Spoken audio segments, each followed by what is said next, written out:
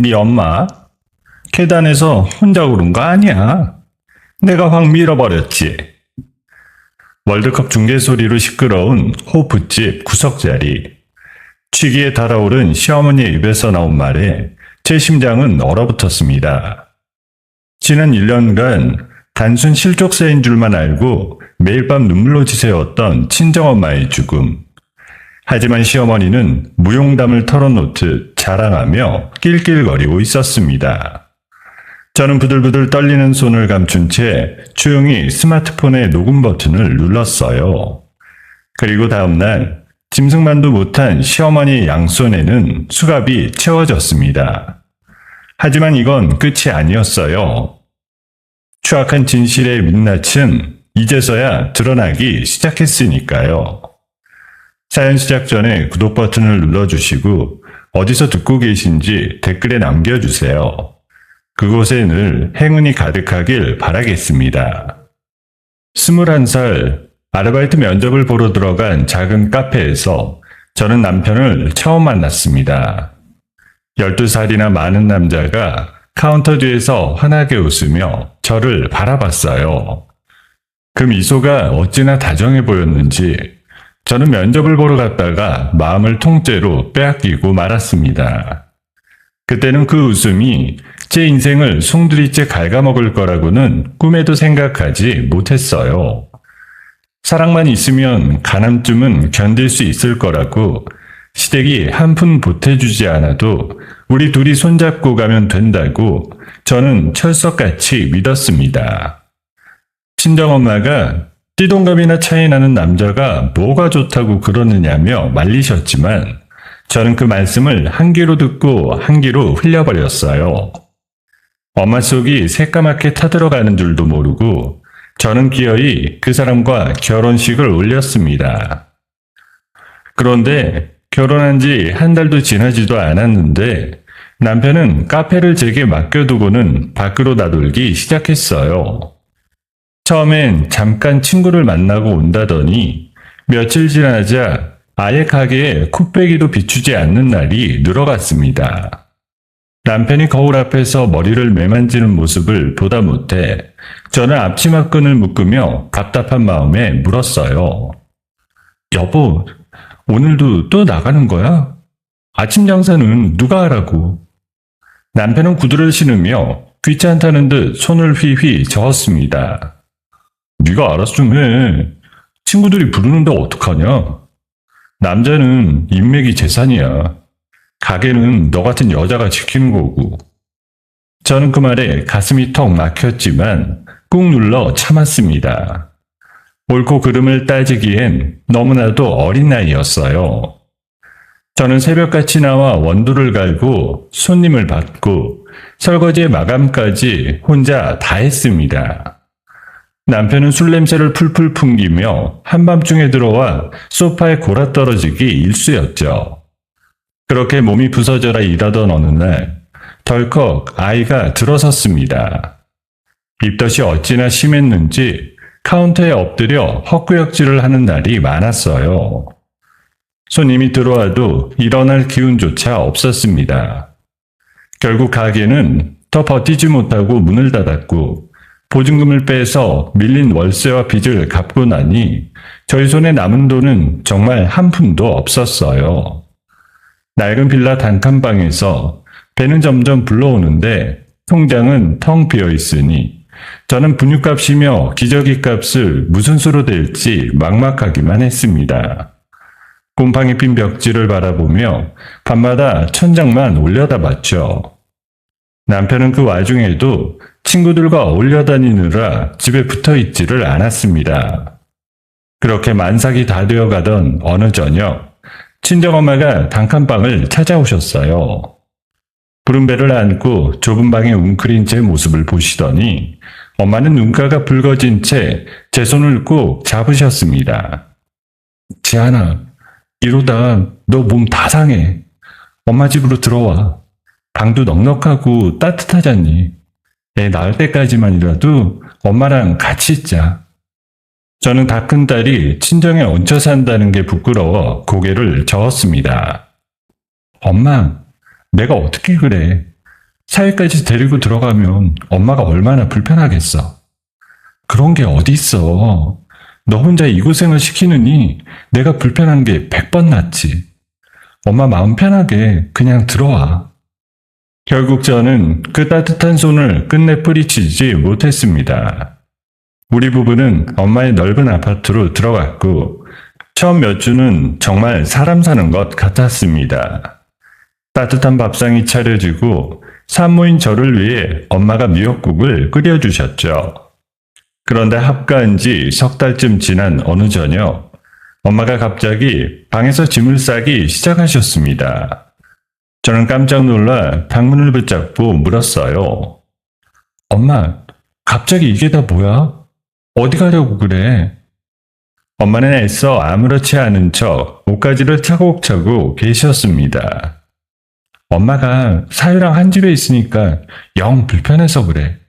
작은 전셋방 하나 봐뒀어. 거기가 마음이 편할 것 같아. 그래도 자주 왔다 갔다 할게. 저는 도무지 영문을 알 수가 없었습니다. 며칠 전까지만 해도 손주 볼 생각에 그렇게 좋아하셨던 엄마였으니까요. 그때 거실 소파에 앉아 텔레비전을 보던 남편이 슬그머니 일어나 못 이기는 척 다정한 목소리로 한마디 거들었습니다. 장모님이 정 그러시다면요, 어쩔 수 없죠. 제가 짐 옮기는 거 도와드릴게요. 그 말이 어찌나 사근사근하게 들렸는지 바보 같은 저는 그저 남편이 고맙다고만 생각했어요. 엄마가 짐을 싸들고 쫓겨나듯 그 집을 나서던 진짜 이유를 저는 한참 뒤에야 알게 됐습니다. 제가 잠깐씩 집을 비울 때마다 남편이 밥상머리에서 엄마에게 들릴 듯 말 듯 모욕을 주고 눈칫밥을 먹였다는 걸요.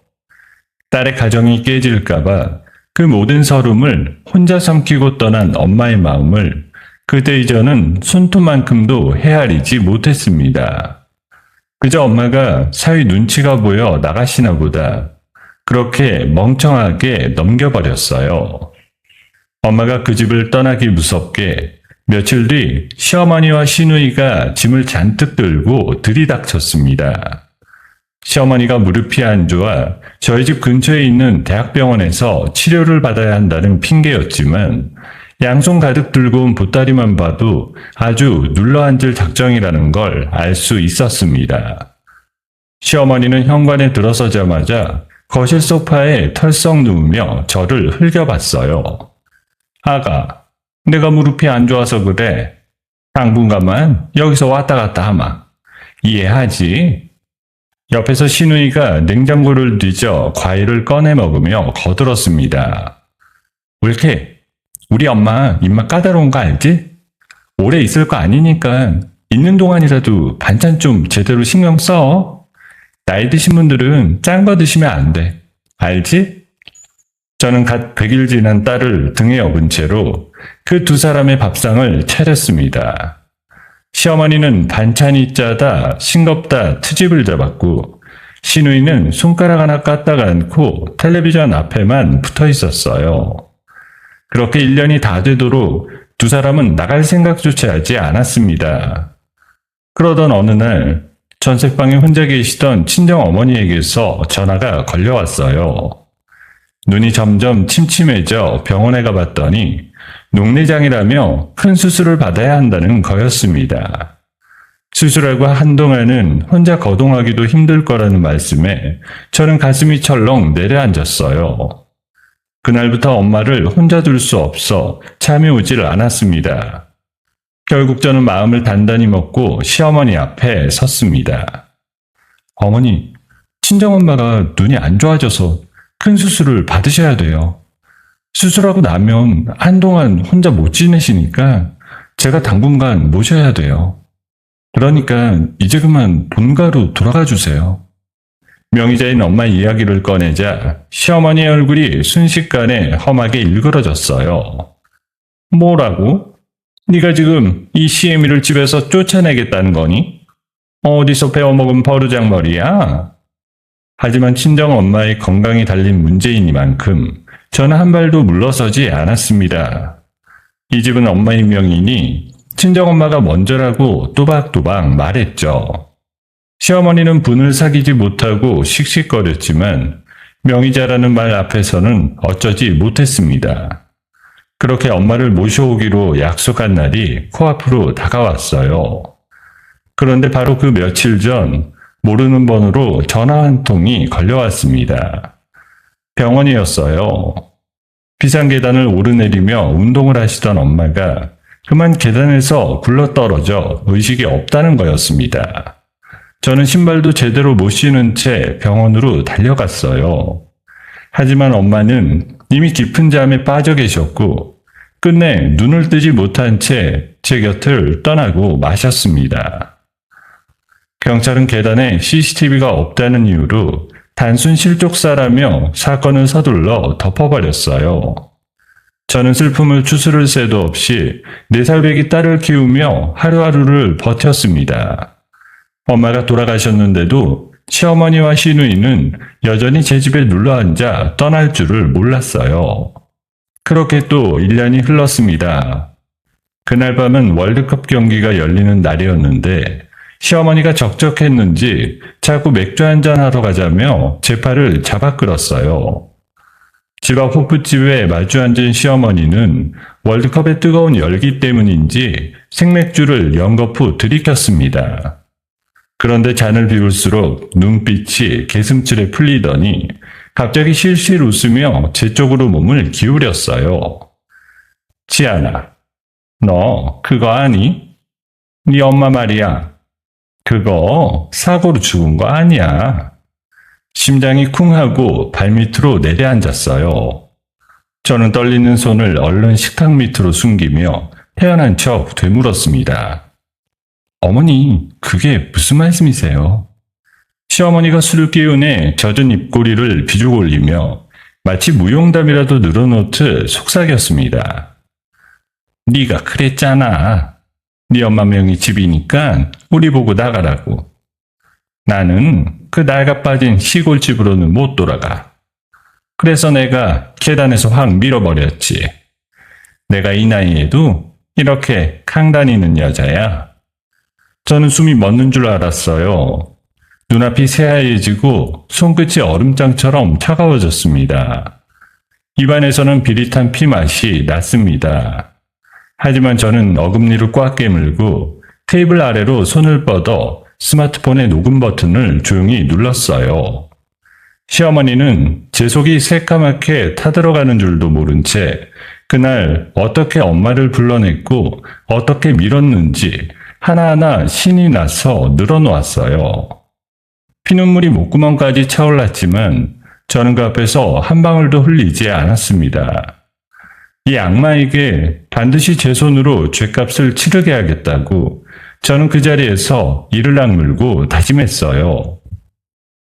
끔찍한 자백을 듣고 난 뒤 저는 분노로 덜덜 떨리는 손을 식탁 밑으로 감춘 채 서둘러 술자리를 정리했습니다.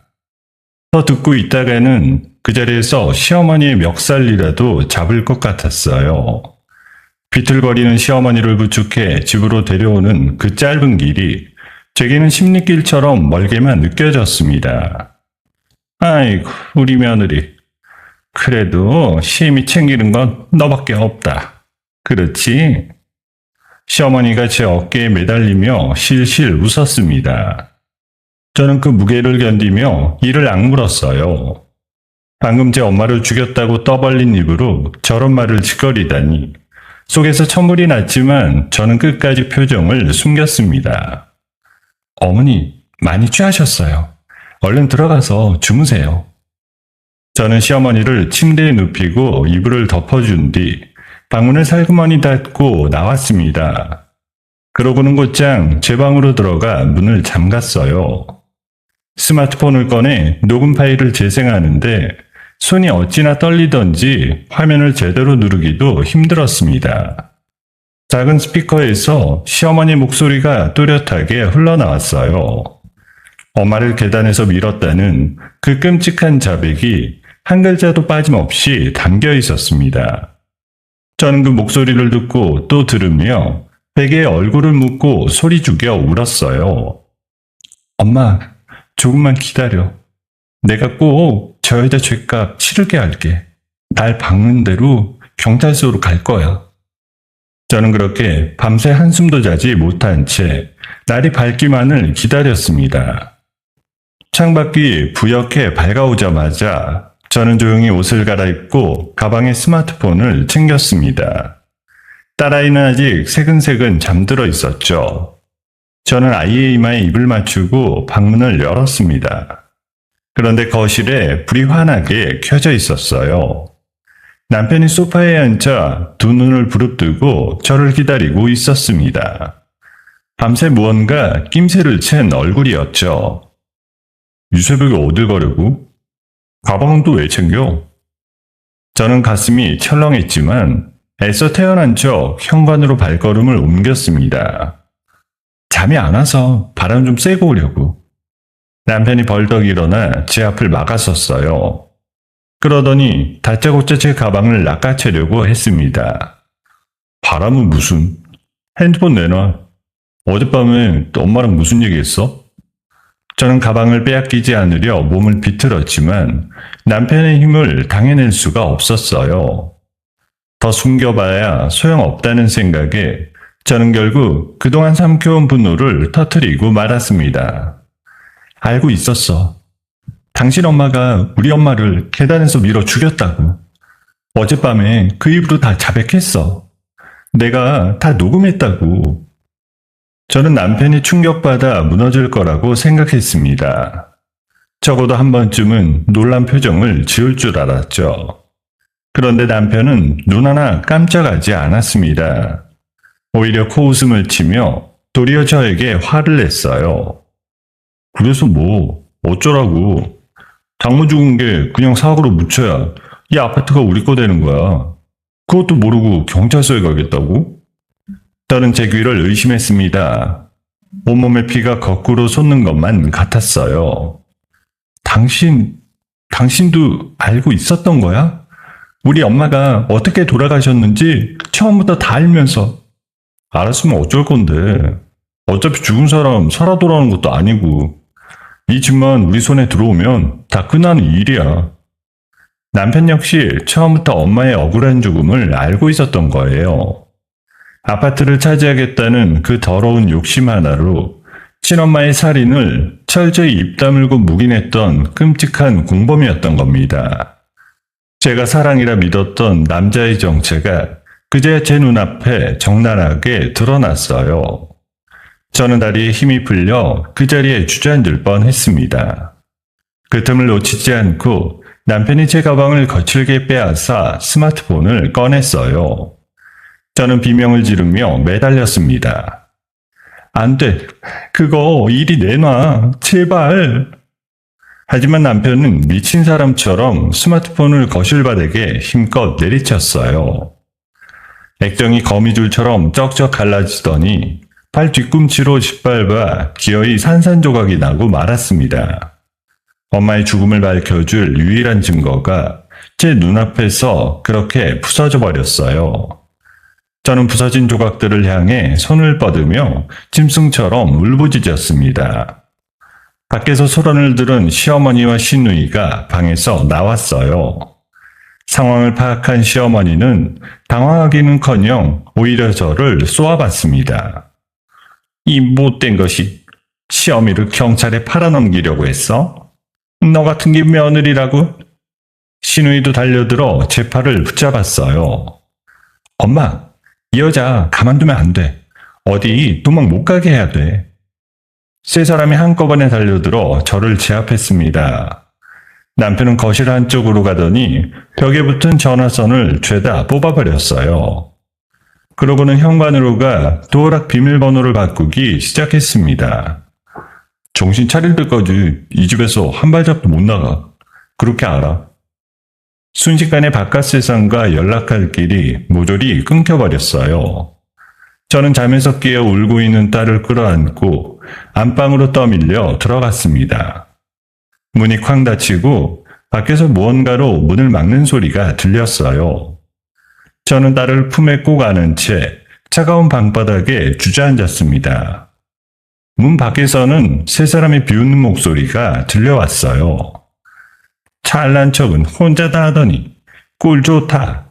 어디 거기서 평생 썩어봐라. 옳게 밥은 챙겨줄 테니까 걱정 마. 굶겨 죽이진 않을게. 그 비웃음이 비수처럼 가슴에 박혔습니다. 깊은 절망감이 파도처럼 저를 덮쳐왔어요. 하지만 저는 품 안에서 떨고 있는 딸의 작은 등을 쓸어내리며 무너지지 않겠다고 마음을 다잡았습니다. 이대로 주저앉으면 엄마의 억울함은 영영 땅에 묻히고 마니까요. 날이 어두워지고 식구들이 잠든 기척이 느껴질 무렵 저는 거실 바닥에 흩어졌던 스마트폰 조각들을 떠올렸습니다. 아침에 떠밀려 들어오면서 몇 조각을 손에 쥐고 들어왔거든요. 저는 그 작은 부품들을 손바닥에 펼쳐놓고 가만히 들여다봤습니다. 이걸로 끝일 리가 없어. 무슨 수를 써서라도 여기서 나갈 거야. 그래서 저 살인자들을 반드시 법정에 세우고 말 거야. 저는 부서진 조각들을 손수건에 곱게 싸서 깊숙이 숨겼어요. 그리고 잠든 딸의 곁에 누워 이 지옥 같은 집을 빠져나갈 방법을 밤새도록 머릿속으로 그리고 또 그렸습니다. 감금된 채로 며칠이 흘렀습니다. 시어머니와 시누이는 저를 안방에 가둬두고 하루에 한두 번 밤만 문틈으로 들이밀었어요. 저는 그 며칠 동안 잠든 척, 포기한 척, 죽은 듯이 지내며 식구들의 움직임을 살폈습니다. 언제 외출하는지, 남편은 주로 언제 잠을 자는지 머릿속에 하나하나 새겨두었죠. 그러던 어느 오후 드디어 기회가 왔습니다. 시어머니와 시누이가 장을 보러 나가는 소리가 들렸고 남편은 안방 건너방에서 코를 골며 낮잠에 빠졌습니다. 저는 숨을 죽이고 살그머니 방문을 밀었어요. 다행히 식구들이 방심했는지 문을 막아두었던 의자가 치워져 있었습니다. 저는 까치발을 들고 거실 끝 창고방으로 숨어들었어요. 먼지가 뽀얗게 쌓인 창고방에는 온갖 잡동사니가 가득했습니다. 저는 떨리는 손으로 상자들을 하나하나 뒤지기 시작했어요. 그러다 구석에서 낯익은 물건을 발견했습니다. 대학 시절 쓰던 낡은 노트북이었어요. 반가운 마음에 얼른 꺼내 들었는데 저는 케이블 끝이 싹둑 끊어져 있었습니다. 저는 입술을 깨물고 방 안에 굴러다니던 전선 토막들을 끌어모았어요. 떨리는 손끝으로 끊어진 선을 꼬아 입고 콘센트에 조심스럽게 갖다 댔습니다. 제발 한 번만 켜줘줘. 잠시 후 노트북 화면에 희미한 불빛이 들어왔어요. 저는 터져 나오려는 환호를 두 손으로 틀어막았습니다. 다행히 이 집 어딘가에 와이파이 신호가 약하게나마 잡혔어요. 저는 떨리는 손가락으로 인터넷 창을 열었습니다. 그 순간 머릿속에 떠오른 사람은 단 한 명이었어요.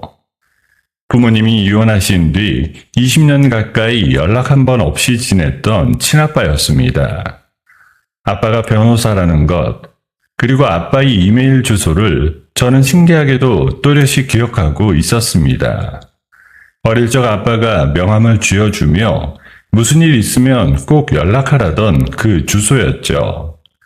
저는 떨리는 마음으로 메일을 써내려갔습니다. 시어머니가 친정 엄마를 살해했다는 것, 남편이 그걸 묵인했다는 것, 지금 딸과 함께 집에 감금되어 있다는 것까지 한 글자 한 글자 눈물로 적었습니다. 아빠, 미워했던 거 다 잘못했어. 제발 이 메일 좀 봐줘. 나랑 손녀 좀 살려줘. 제가 막 전송 버튼을 누른 그 순간이었어요. 등 뒤에서 창고방 문이 벌컥 열렸습니다. 낮잠에서 깬 남편이 험상궂은 얼굴로 서 있었어요. 여기서 뭐 하는 거야? 그 노트북 뭐야? 저는 간발의 차이로 노트북 화면을 손바닥으로 덮어버렸습니다. 메일은 이미 전송된 뒤였지만 화면을 들키면 모든 게 끝장이었으니까요. 아무것도 아니야. 그냥 옛날 사진 좀 보려고. 거짓말하지 마. 이 집에 인터넷 되는 게 있었나? 남편이 성큼성큼 다가와 제 멱살을 잡고 끌어냈습니다. 저는 노트북을 빼앗기지 않으려 안간힘을 썼지만 남편의 손찌검에 속수무책으로 당하고 말았습니다. 뺨이 얼얼하고 입술이 터졌지만 저는 비명조차 제대로 지르지 못했어요. 어린 딸이 그 모습을 볼까봐 두려웠으니까요. 이게 어디서 수작을 부려? 어디 한번 더 도망쳐봐. 남편은 노트북을 빼앗아 들더니 베란다로가 창밖으로 던져버렸습니다. 노트북이 바닥에 떨어지며 박살나는 소리가 멀리서 들려왔어요. 남편은 저를 다시 안방으로 거칠게 밀어놓고 문을 잠갔습니다. 저는 터진 입술을 손등으로 닦으며 부서진 노트북 대신 이미 날아간 메일 한 통에 모든 희망을 걸었어요. 그날 밤 저는 한숨도 자지 못한 채 아빠가 그 메일을 봐주기만을 기도하며 뜬 눈으로 밤을 지새웠습니다. 아빠, 제발 봤어야 돼. 제발. 다음날 아침이 밝았어요. 창밖이 환해질 무렵 굳게 닫혀있던 현관문 밖에서 갑자기 시끄러운 소란이 일었습니다. 누군가 다급하게 도어락을 두드리는 소리, 그리고 낯선 남자들의 목소리가 들렸어요. 문 여세요. 경찰입니다. 당장 문 열지 않으면 강제로 개방하겠습니다. 저는 벌떡 일어나 안방문에 귀를 바짝 댔습니다. 심장이 미친 듯이 뛰었어요. 잠시 후 도어락이 강제로 뜯기는 굉음과 함께 현관문이 벌컥 열렸습니다. 경찰관 여러 명이 집 안으로 들이닥쳤고 그 뒤로 백발이 성성한 노신사 한 분이 황급히 뛰어들어왔어요. 20년 만에 보는 얼굴이었지만 저는 단번에 알아봤습니다. 친아빠였어요. 아빠 맞아?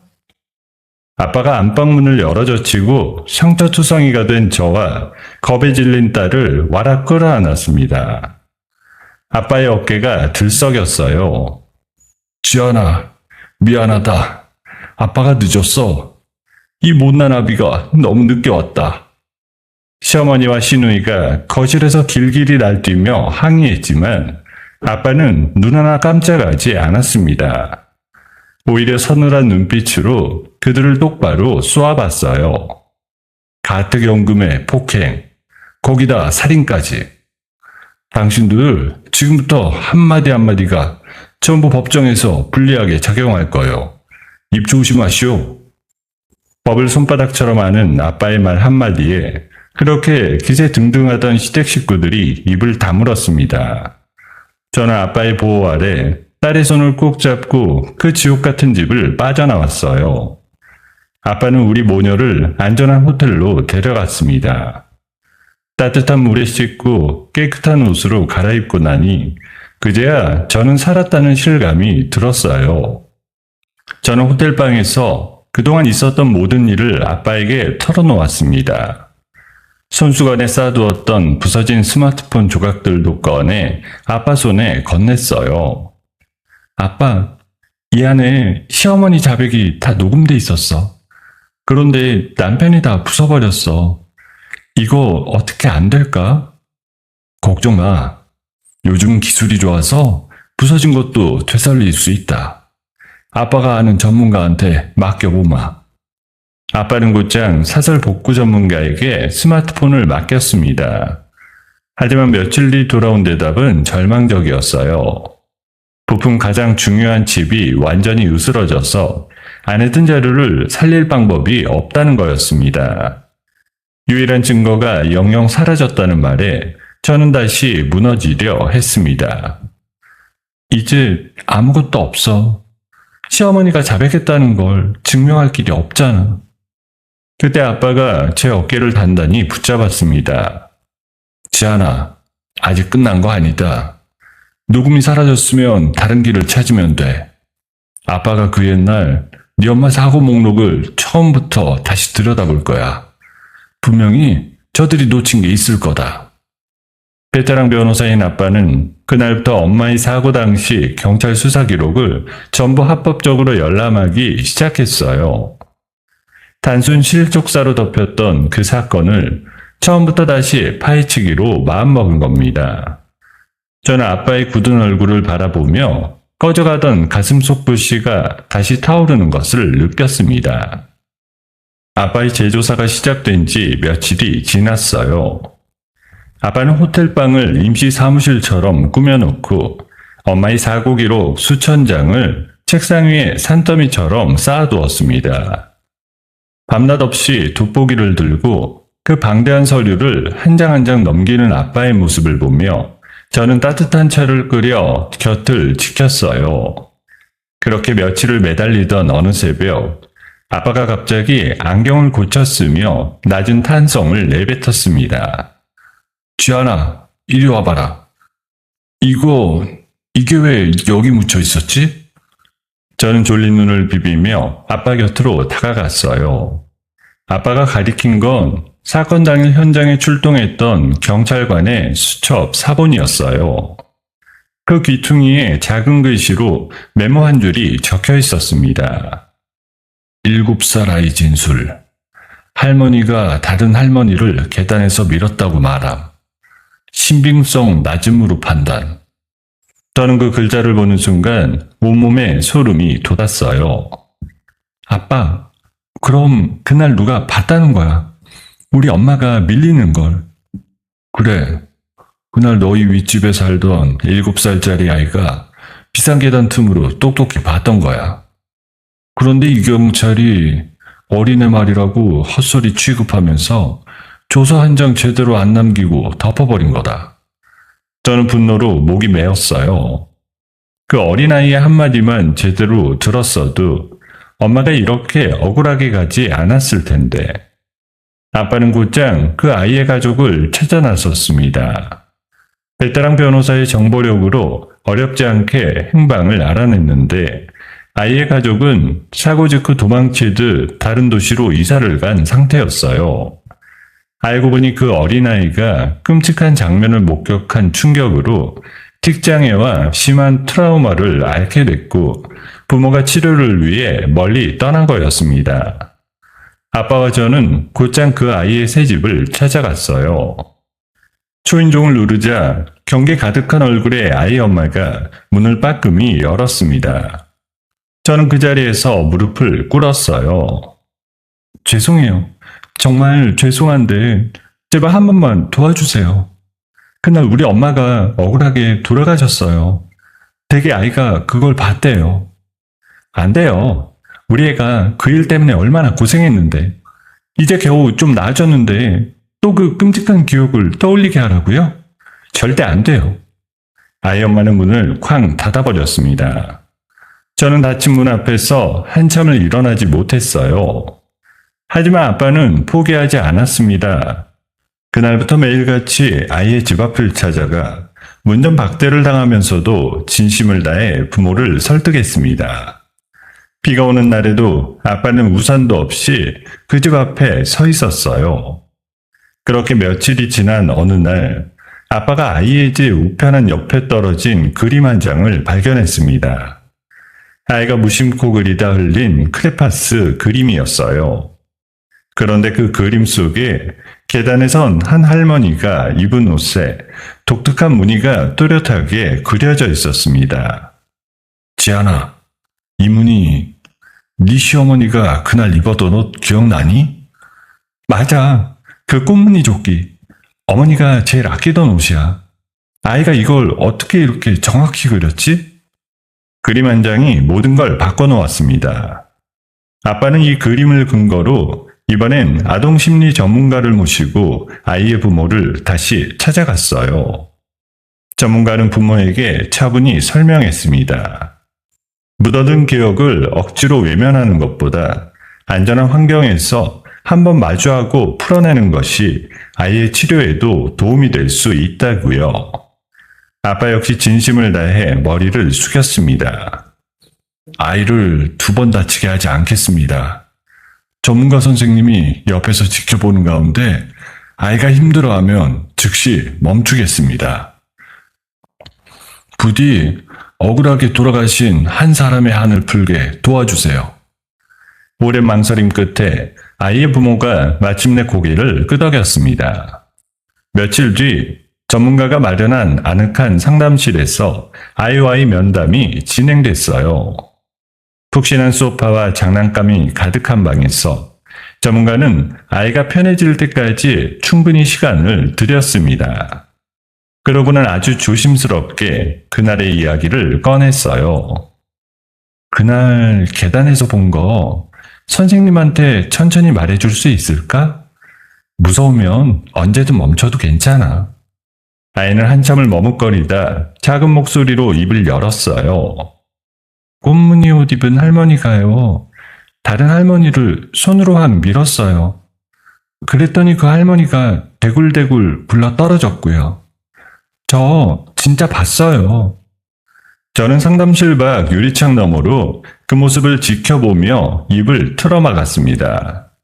아이는 시어머니의 인상착의부터 엄마가 굴러 떨어지던 순간까지 놀랍도록 정확하고 일관되게 진술했어요.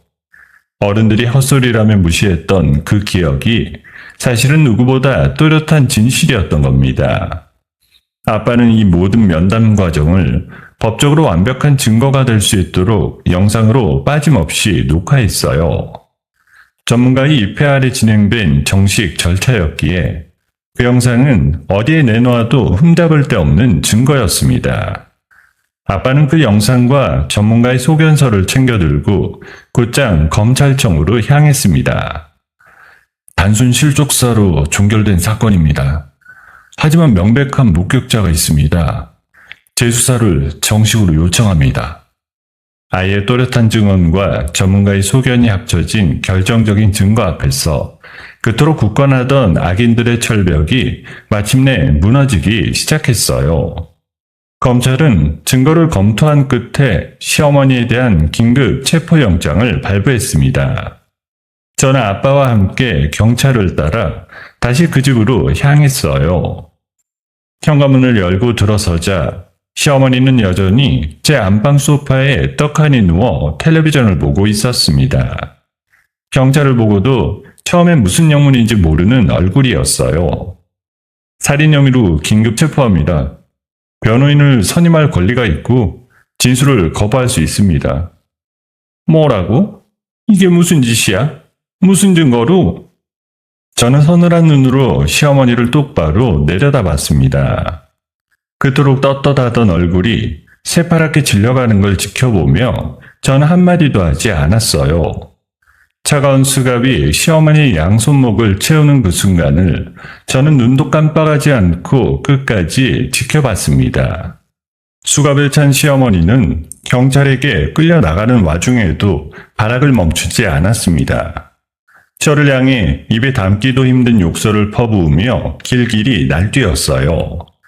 이 천하의 못된 것. 시애미를 경찰에 팔아넘겨? 네가 사람이냐? 두고 봐라. 내가 가만히 있을 줄 알아? 저는 가슴에 품고 있던 엄마의 영정사진을 두 손으로 높이 치켜들었어요. 그러고는 한치의 흔들림도 없이 시어머니를 똑바로 마주봤습니다. 우리 엄마 얼굴 똑똑히 봐. 당신이 계단에서 밀어 죽인 우리 엄마. 이제 그 죄값 평생 치르면서 살아. 시어머니는 제 눈빛에 잠시 움찔하더니 끝내 아무 말도 못한 채 경찰차에 실려갔어요. 그 모습이 골목 끝으로 사라지는 걸 지켜보며 저는 비로소 길게 참았던 숨을 내쉬었습니다. 시어머니가 살인 혐의로 유치장에 갇히자 옆에서 상황 파악도 못하던 시누이가 저에게 달려들어 소리를 질렀습니다. 너 때문이야. 너 때문에 우리 엄마가. 당장 우리 엄마 풀어내. 안 그러면 너도 가만 안 둬. 그때 아빠가 서류 한 장을 시누이 앞으로 내밀었습니다. 퇴거 명령서였어요. 그리고 그 옆에는 그동안 남의 집에 무단으로 눌러앉아 산 것에 대한 어마어마한 금액이 적힌 손해배상 청구서가 함께 놓여 있었습니다. 여기 적힌 금액 똑똑히 보시오. 1년 넘게 남의 집을 불법으로 점유한 대가요. 못 내겠으면 법대로 갈 거고. 당장 이 집에서 나가시오. 신우이의 얼굴이 종이장처럼 하얗게 질렸습니다. 평생 일이라곤 해본 적 없는 사람이 그 큰 돈을 감당할 리 없었죠. 저는 짐을 챙길 시간조차 주지 않고 신우이를 맨몸으로 현관 밖으로 떠밀었습니다. 그동안 나한테 했던 거 하나하나 다 기억나. 잘 가. 다신 보지 말자고. 저는 그동안 당했던 모든 모욕을 되돌려주듯 차갑게 현관문을 쾅 닫았습니다. 문이 닫히는 그 묵직한 소리와 함께 가슴 속에 처음으로 짜릿한 통쾌함이 번졌습니다. 이제 제 복수의 첫걸음이었어요. 저는 집안 구석구석에 남은 시댁 식구들의 흔적을 모조리 걷어내기 시작했습니다. 시어머니가 덮고 자던 이불, 신우이가 쓰던 화장품, 여기저기 널브러진 옷가지까지 전부 큰 쓰레기 봉투에 쓸어 담았어요. 땀을 뻘뻘 흘리며 그것들을 내다버리고 나니 텅 빈 집에 비로소 맑은 공기가 도는 것만 같았습니다. 저는 거실 한가운데 서서 엄마가 제게 남겨주신 이 집의 진짜 주인이 마침내 저와 제 딸이 되었음을 온몸으로 느꼈어요. 시어머니가 구속됐다는 소식에 어디론가 도망쳤던 남편은 며칠 뒤 변호사를 데리고 뻔뻔하게 다시 나타났습니다. 지연아, 우리 이러지 말고 좋게 합의하자. 어차피 부부였잖아. 내가 잘못한 거 빌게. 저는 그 얼굴을 보는 것조차 역겨웠어요. 하지만 제가 대꾸도 하기 전에 아빠가 앞을 가로막았습니다. 접근 금지 가처분 신청 들어갔소. 내 딸 근처에 얼씬도 하지 마시오. 한 발짝이라도 다가오면 그 즉시 경찰을 부를 거요. 아빠가 미리 법원에 신청해둔 접근금지 명령 앞에서 남편은 더 다가오지도 못하고 분한 얼굴로 발길을 돌렸습니다. 저는 아빠의 도움을 받아 집의 도어락 비밀번호를 전부 새로 바꾸고 사설 보안 업체까지 불러 집안 곳곳에 장치를 달았습니다. 이제 그 누구도 저와 제 딸의 평화를 함부로 깨뜨릴 수 없게 된 거예요. 그날 저녁 오랜만에 마음 편한 시간이 찾아왔어요. 저는 딸과 함께 거실 바닥에 앉아 알록달록한 블록을 쌓으며 놀았습니다. 딸아이가 까르르 웃는 소리가 온 집안에 울려 퍼졌어요. 그 모습을 소파에 앉아 흐뭇하게 바라보던 아빠가 부드럽게 웃었습니다. 우리 손녀 없는 거 보니까 이제야 마음이 좀 놓인다. 지안아, 오늘은 아빠가 저녁 차려주마. 뭐 먹고 싶어? 아빠가 해주는 거면 다 맛있지. 우리 진짜 오랜만에 이렇게 같이 밥 먹네. 우리 세 사람은 따뜻한 밥상에 둘러앉아 평범하고 다정한 저녁을 함께 나누었어요. 누구의 눈치도 보지 않고 트집 잡는 사람도 없이 먹는 밥이 어찌나 꿀맛이던지요. 며칠 뒤 저는 엄마가 잠들어 계신 납골당을 찾아갔습니다. 작은 사진 속에는 엄마는 여전히 따뜻하게 웃고 계셨어요. 저는 차가운 유리에 손을 대고 그동안 억눌러왔던 눈물을 쏟아냈습니다. 엄마, 그 사람 드디어 잡혀갔어.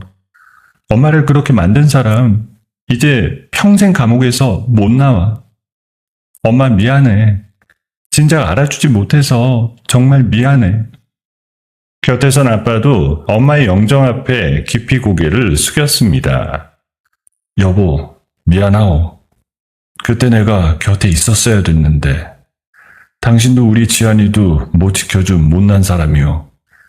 이제부터라도 내가 우리 딸이랑 손녀 목숨 걸고 지키겠어. 그 무렵 언론에서도 이 사건을 크게 다뤘습니다.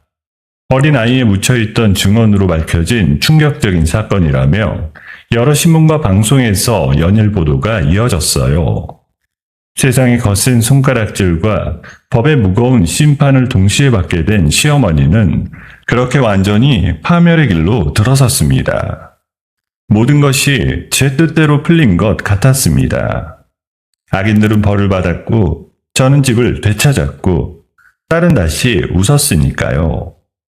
그날 밤 저는 오랜만에 깊고 단잠에 빠져들었습니다. 하지만 그렇게 마음을 놓은 채 잠든 제 곁에서 또 다른 누군가가 숨을 죽이고 칼을 갈고 있다는 사실을 그때 저는 까맣게 모르고 있었습니다. 시어머니의 재판이 본격적으로 시작될 무렵이었어요. 구속을 가까스로 피한 채 어딘가에 숨어 지내던 남편이 갑자기 저를 상대로 칼을 빼들었습니다. 어느 날 집으로 두툼한 서류 봉투가 날아왔는데 여러분이 이혼과 함께 딸의 양육권을 넘기라는 소송장이었어요. 아빠, 이게 뭐야? 이 사람이 나한테 이혼 소송을 걸었어. 그것도 모자라서 우리 딸 양육권까지 가져가겠대. 어디 보자. 이놈이 아주 작정을 했구나. 아빠가 서류를 한 장씩 넘기는데 그 안에 담긴 내용은 기가 막혔습니다. 남편 쪽 변호사가 법원에 제출한 서류에는 제가 결혼 생활 내내 심한 우울증과 망상에 시달렸다는 가짜 진료 기록이 들어있었어요. 거기다 제가 아이를 제대로 돌보지 않고 방치했다는 얼굴도 모르는 친척들의 거짓 진술서가 산더미처럼 첨부돼 있었습니다. 내가 우울증이라니, 내가 우리 딸을 방치했다니, 이게 다 거짓말이잖아. 어떻게 이렇게까지 할 수 있어? 그런데 그게 끝이 아니었습니다. 남편은 더 충격적인 카드를 들고 나왔어요. 친정엄마가 살아생전에 직접 썼다는 자필 유언장을 들이민 겁니다. 아빠가 그 유언장을 펼쳐보는 순간 저는 숨이 턱 막혔습니다. 엄마의 필체와 어찌나 똑같던지요. 며칠 뒤 남편이 변호사를 통해 보내온 말은 더욱 뻔뻔했습니다. 아내가 충격받을까봐 그동안 숨기고 있었습니다. 사실 장모님이 생전에 이 집을 사위인 저에게 물려주려고 하셨어요. 여기 유언장이 그 증거입니다. 그러니 아파트 소유권을 전부 제 앞으로 넘기는 게 맞습니다. 말도 안 돼. 우리 엄마가 그 사람한테 집을 물려줄 리가 없어. 그 사람이 엄마를 어떻게 괴롭혔는데. 이건 가짜야. 분명히 위조한 거라고.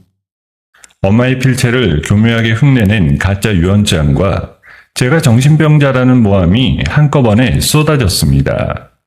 법원은 진위를 가리기 전까지 일단 아파트를 함부로 처분하지 못하도록 묶어두었고 동시에 아이의 임시 양육권 문제를 남편 측에 유리한 쪽으로 검토하기 시작했습니다.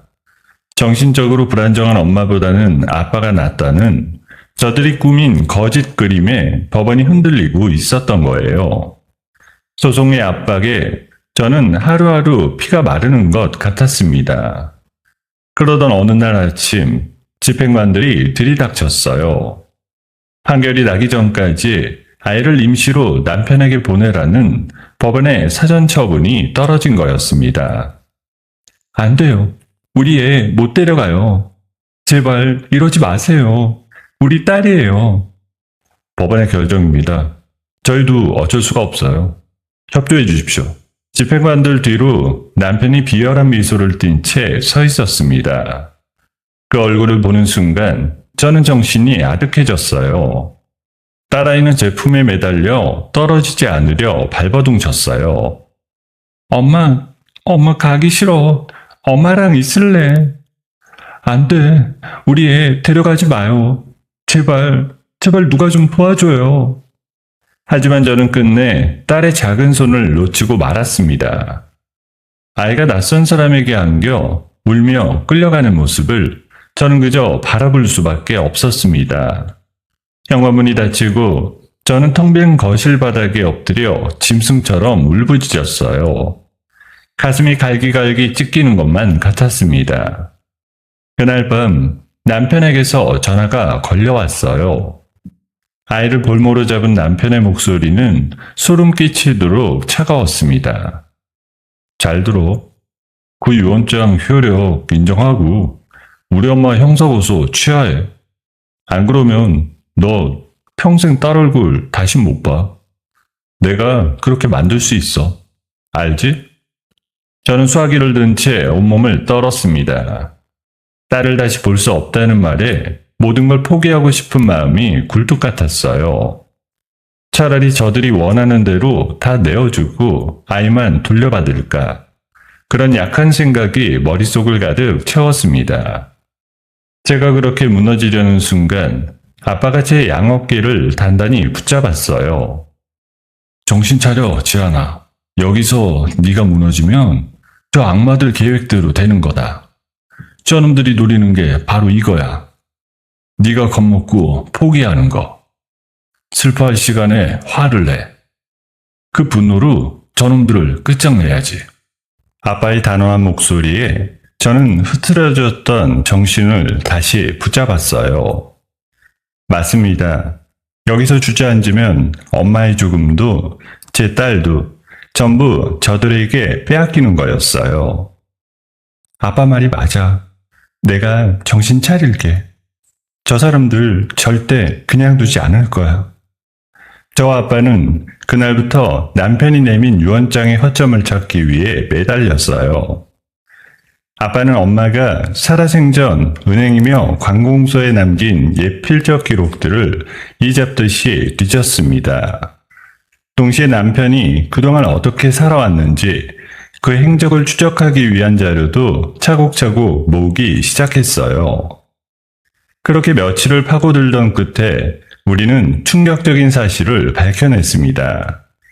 남편이 다시 카페를 차리겠다며 제 시어머니의 집까지 담보로 잡아 거액의 대출을 받았다가 그 카페가 처참하게 망해버린 거였어요. 시어머니가 살던 집은 그 빚 때문에 넘어가기 직전이었고 결국 갈 곳이 없어진 두 사람이 멀쩡한 제 친정엄마의 아파트를 노린 거였습니다. 이거 봐라, 지안아. 이놈이 빚을 갚으려고 네 엄마 아파트를 통째로 삼키려고 한 거다. 그래서 유언장까지 위조한 거고.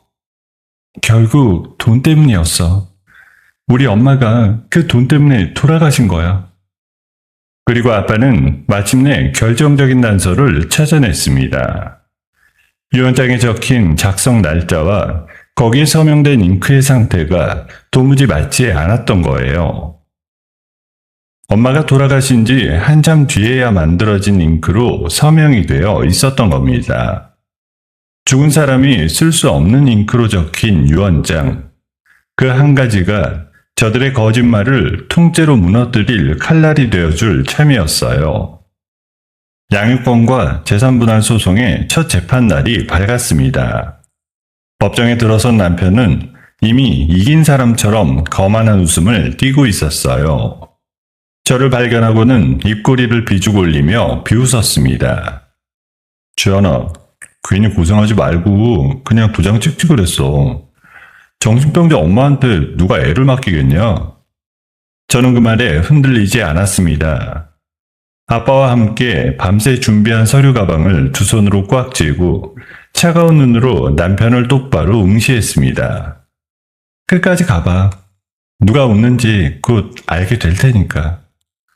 재판이 시작되자 남편 쪽 변호사가 먼저 포문을 열었습니다.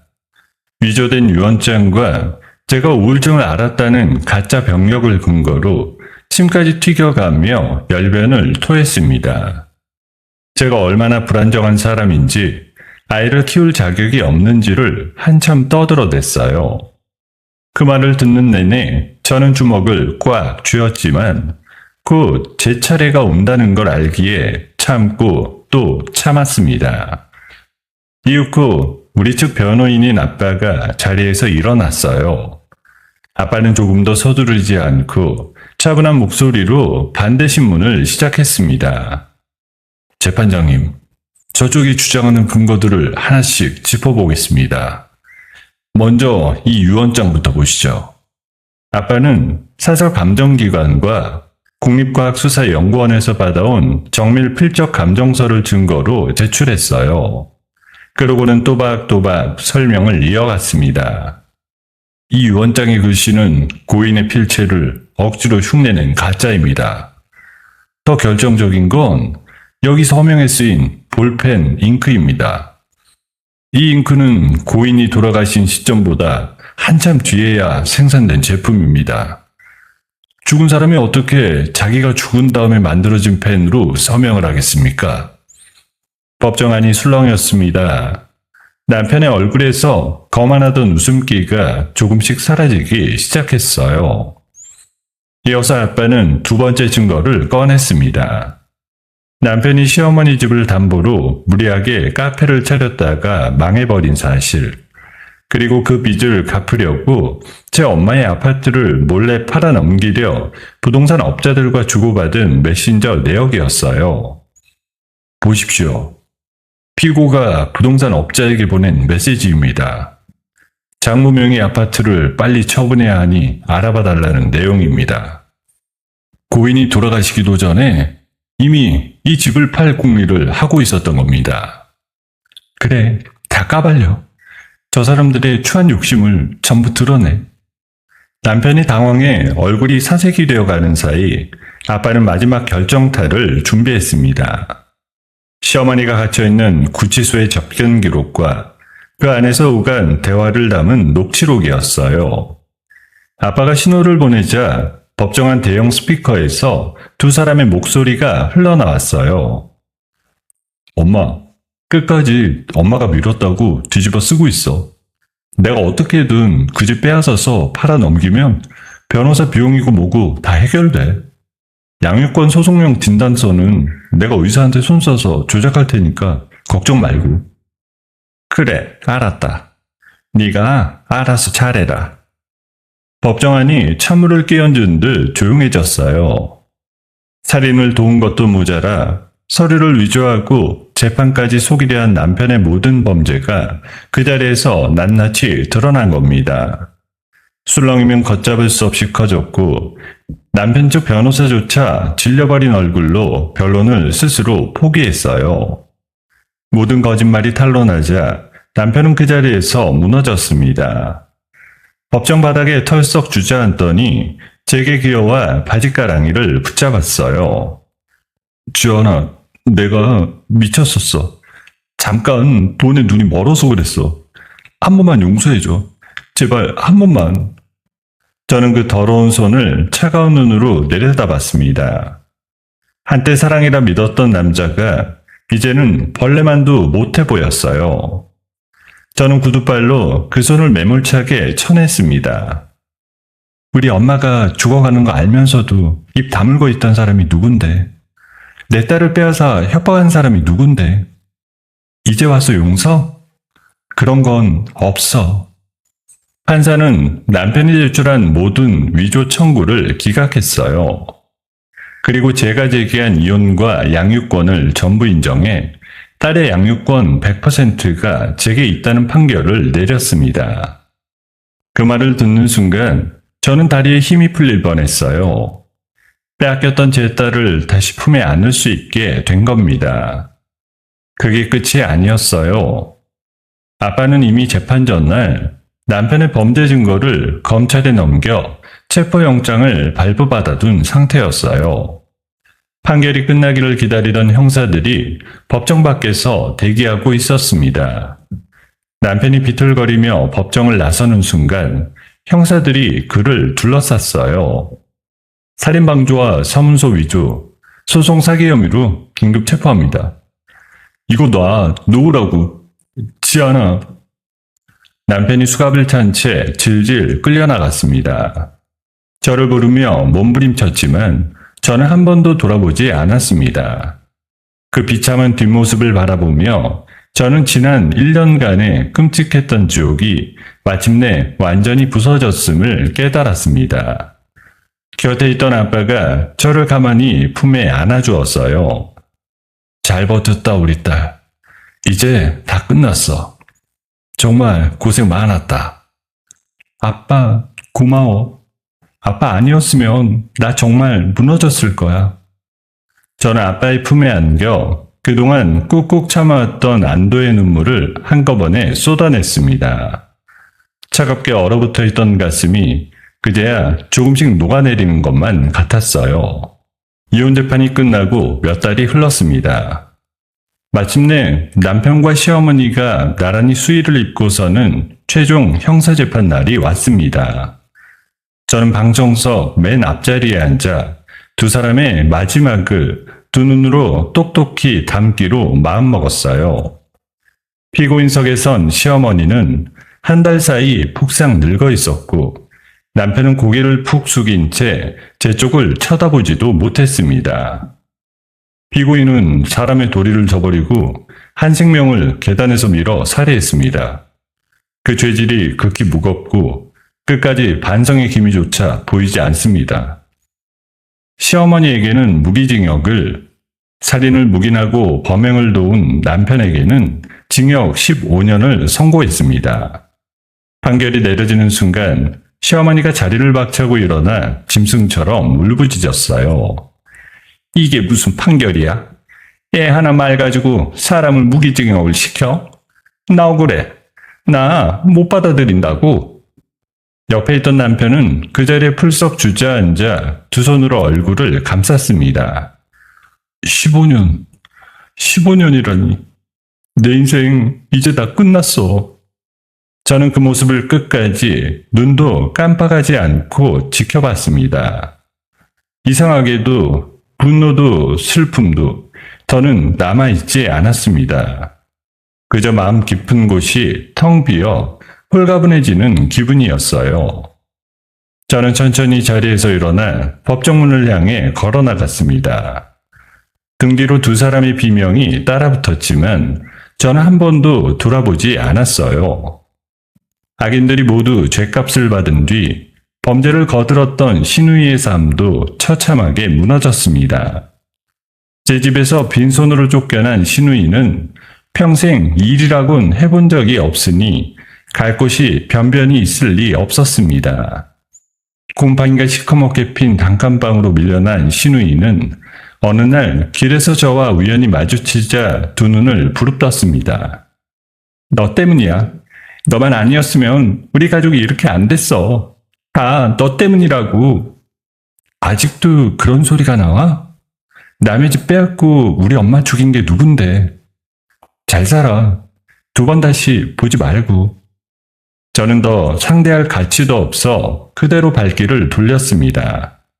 신우이는 그 뒤로도 매일같이 감옥에 간 엄마와 오빠를 탓하며 저주하고 밑바닥 같은 삶을 근근히 이어갔습니다. 저를 괴롭히던 사람들은 하나도 빠짐없이 자기가 지은 죄의 무게만큼 그렇게 추락했어요. 악인들이 모두 사라진 어느 평화로운 주말이었습니다. 저는 아빠와 함께 딸의 손을 양쪽에서 꼭 잡고 길을 걸었습니다. 빼앗겼다 되찾은 딸의 작은 손이 어찌나 따뜻하던지 걷는 내내 자꾸만 손에 힘이 들어갔어요. 엄마, 할아버지, 우리 셋이서 같이 노니까 너무 좋아. 우리 이제 안 헤어지지? 그래, 우리 딸. 이제 아무도 우리 못 떼어놔. 엄마가 약속할게. 할아버지가 우리 공주님 평생 지켜줄 거야. 걱정 하나도 하지 마라. 집으로 돌아온 우리 세 사람은 시댁 식구들의 불쾌한 흔적이 남은 낡은 벽지부터 뜯어내기 시작했어요. 시어머니가 기대한 자국, 신우이가 어질러 놓은 얼룩까지 한 겹 한 겹 벗겨내는데 마음속 묵은 때가 함께 떨어져 나가는 것만 같았습니다. 아빠는 소매를 걷어붙이고 손수골은 따뜻한 색감의 벽지를 발랐어요. 어떠냐, 지아나? 이 색깔이 우리 집에 딱 어울리지. 아빠. 집이 완전히 달라졌어. 이제야 진짜 우리 집 같아. 새 단장이 끝나고 햇살이 가득 드는 거실에서 우리는 둘러앉아 따뜻한 밥을 먹었습니다. 아빠가 정성껏 끓인 찌개를 한술 뜨는데 문득 가슴속 깊이 묻어두었던 오랜 응어리가 떠올랐어요. 어릴 적 부모님이 이혼하고 아빠를 원망했던 그 긴 세월이요. 아빠, 나 사실 아빠 많이 미워했어. 우리 두고 떠났다고 생각했거든. 그런데 이렇게 다시 와서 날 구해줄 줄은 몰랐어. 미안하다, 지아나. 그때 곁을 지켜주지 못한 거 평생 한이었다. 이제부터 아빠가 다 갚을게. 우리 딸이랑 손녀 끝까지 지킬 거다. 저는 아빠 앞에서 오랜 원망을 눈물과 함께 깨끗이 씻어냈어요. 가슴을 짓누르던 무거운 돌덩이 하나가 사라진 것 같았습니다. 새 인생을 시작하기로 마음먹은 저는 법률사무소를 넓혀 옮긴 아빠의 일을 돕기로 했습니다. 그러면서 법률사무원 자격증 공부도 시작했어요. 단순히 먹고 살기 위해서가 아니었습니다. 저처럼 억울한 일을 당하고도 도와줄 사람 하나 없어 무너지는 사람들에게 작은 힘이라도 되고 싶었거든요. 아빠, 나도 아빠처럼 누군가를 지켜주는 사람이 될래. 나 같은 사람 더는 없게 만들고 싶어. 우리 딸 다 컸구나. 아빠가 옆에서 든든하게 도와줄게. 어느 맑은 오후였어요. 아빠가 딸을 목마에 태우고 거실을 빙빙 돌자 딸아이가 까르르 자지러지게 웃었습니다. 그 웃음소리가 온 집안을 환하게 채웠어요. 저는 그 모습을 바라보며 제 인생을 짓밟으려 했던 악마들을 제 손으로 깨끗이 도려냈다는 깊은 승리감을 느꼈습니다. 비록 저를 위해 모든 걸 희생한 엄마는 더 이상 제 곁에 없었어요. 하지만 엄마가 목숨과 맞바꿔 지켜준 이 따뜻한 보금자리에서 저는 저와 제 딸의 미래를 가장 눈부시게 키워나가기로 했습니다. 저는 거실 한편에 놓인 엄마의 영정사진 앞에 서서 조용히 약속했어요. 엄마, 고마워. 엄마 덕분에 우리 살았어. 이제 걱정 마. 나 정말 잘 살게. 우리 딸 누구보다 행복하게 키울 거야. 열린 베란다 창문으로 기분 좋은 바람이 살랑 불어 들어왔습니다. 저와 아빠 그리고 딸이 다 함께 마주 앉아 과일을 깎아 먹으며 환하게 웃었습니다. 한때 핏빛으로 얼룩졌던 제 치열했던 싸움은 그렇게 더없이 따뜻하고 눈부신 행복 속에서 막을 내렸습니다. 여러분, 오늘의 이야기는 어떠셨나요? 사랑이라 믿었던 남편의 배신과 시댁의 끔찍한 만행, 그리고 하나뿐인 어머니를 잃는 가장 큰 슬픔까지 견뎌낸 이재아는 마침내 자신의 손으로 진실을 밝혀내고 딸과 함께 따뜻한 보금자리에서 새로운 삶을 향해 걸어나갔습니다.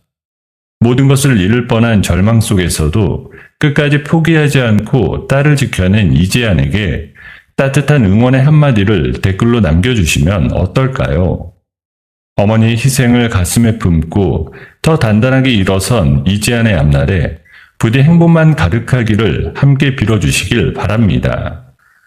오늘의 이야기가 마음에 남으셨다면 구독 버튼도 꼭 눌러주시길 부탁드립니다. 감사합니다.